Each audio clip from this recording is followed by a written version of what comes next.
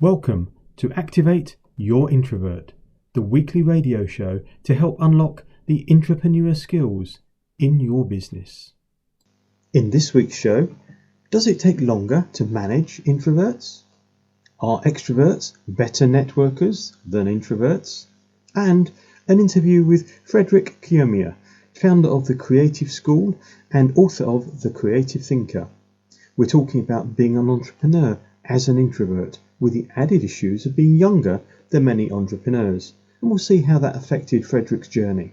First of all, does it take longer to manage introverts? And my answer was no when I got asked it recently.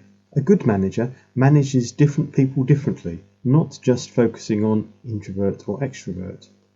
In a recent LinkedIn article, I wrote 9 ideas for managing introverts and saving time. But here's a couple of quickies from it. Zip it. You know that bit when you ask a question and then you wait for the introvert to answer? If you're tempted to answer for them, zip it. Wait a bit longer. Another few seconds won't make a huge difference, but it shows you're listening. If there's still no answer, try a gentle but positive prod. I know you've dealt with this before and would really appreciate your view, or something to show that you do believe and you are waiting for that answer. Number 2 could be, do it their way. I know that's not very Frank Sinatra, but there we go. Allow introverts to do it their way where possible. If they do more work and you do less, you're still saving time. Let them do what they do best. Allow introverts and everybody else to work how they feel comfortable within the parameters you delegate to them.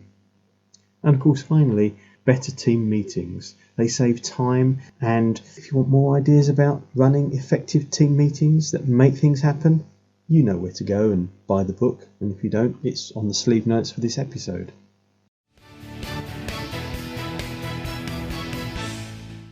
Do let me know what introvert myth you'd like exposed, or what tip you'd like that would help you to activate the entrepreneurial skills in your business. But now, let's get on with this week's interview.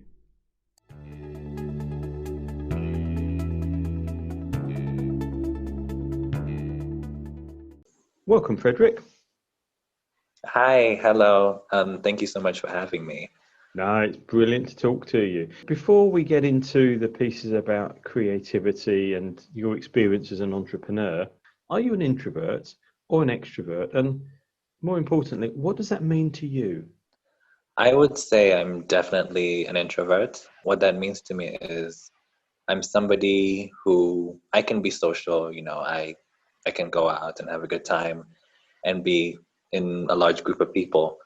But I'm also somebody who needs to, after a social event, I need to come home and recharge. So I need to, be by myself for a while and just build up my social battery.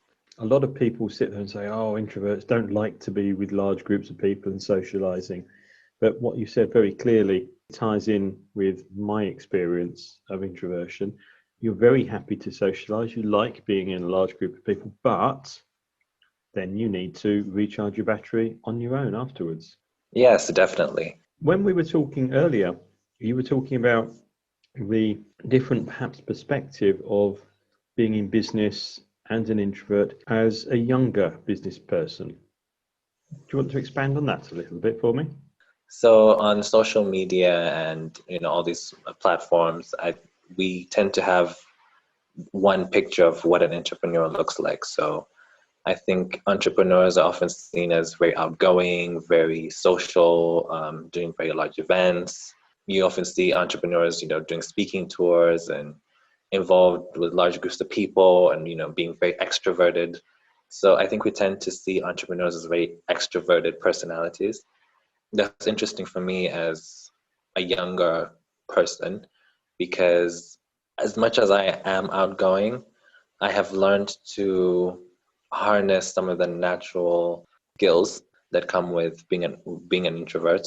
I really had to lean back on listening. Listening is a very important skill, and it's something that I've been able to naturally hone as an introvert, and it's something that has really helped me elevate myself as I've gone on through my career. I'm really listening to what's around me and listening to what the people around me need at the time. A couple of things from there. One is obviously you've picked out the important skill of most introverts, which is being very good listeners. The other one you touched on is social media. And some people I've heard say, well, all introverts must love social media because you don't have to interact with people.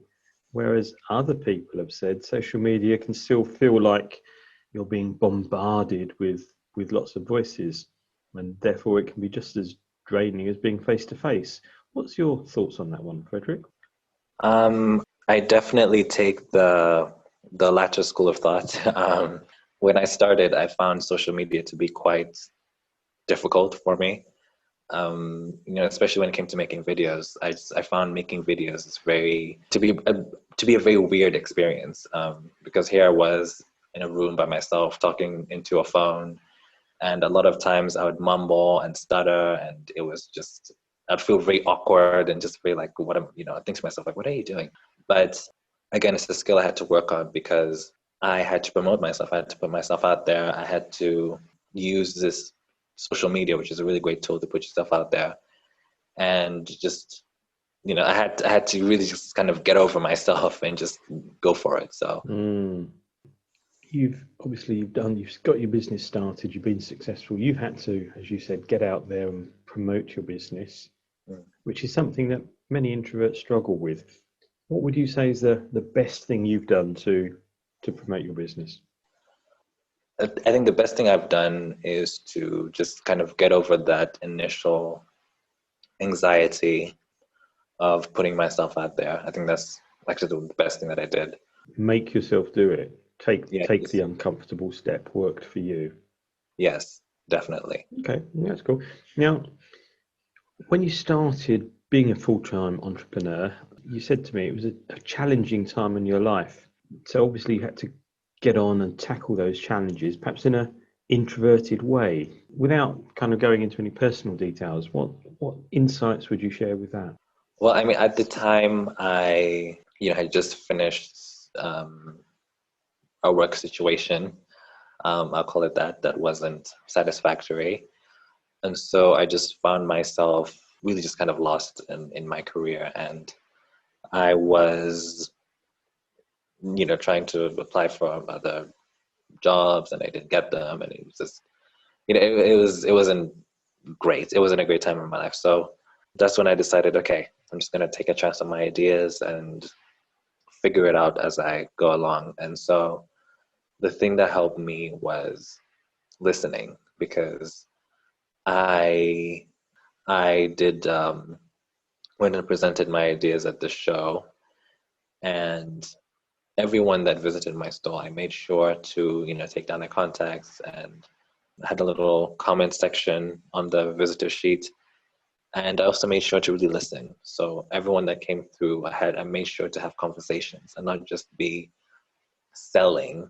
And that must be really hard for an introvert in a show, in a new environment, and making yourself get into all those conversations. Yeah, it was quite nerve-wracking at first, but I tried to think of it as not like, okay, this large group of people.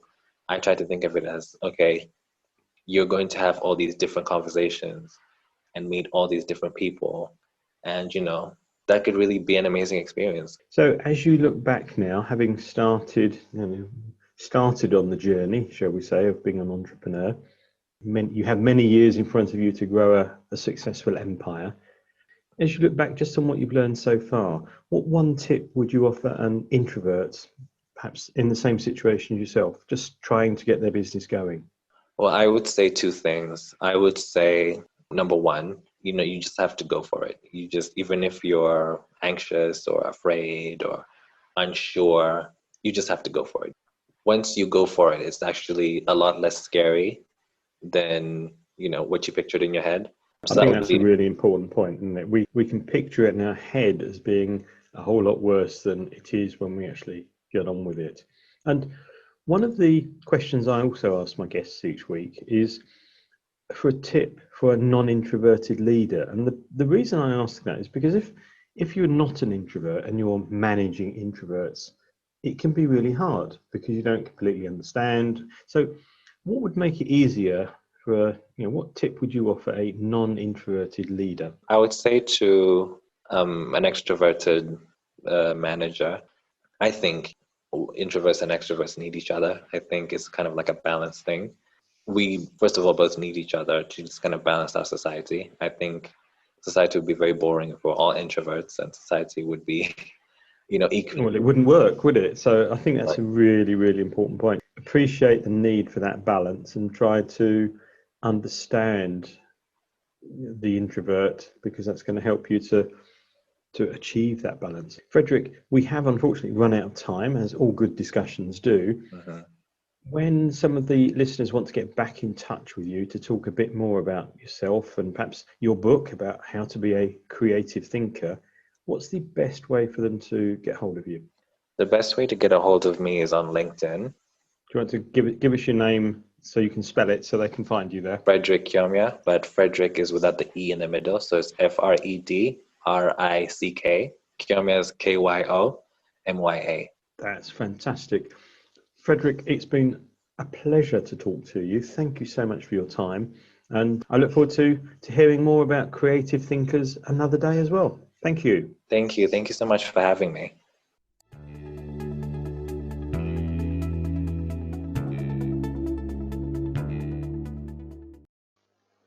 And now it's time for Introvert Myth of the Week. Those crazy stories that I hear and you hear, but some people actually believe.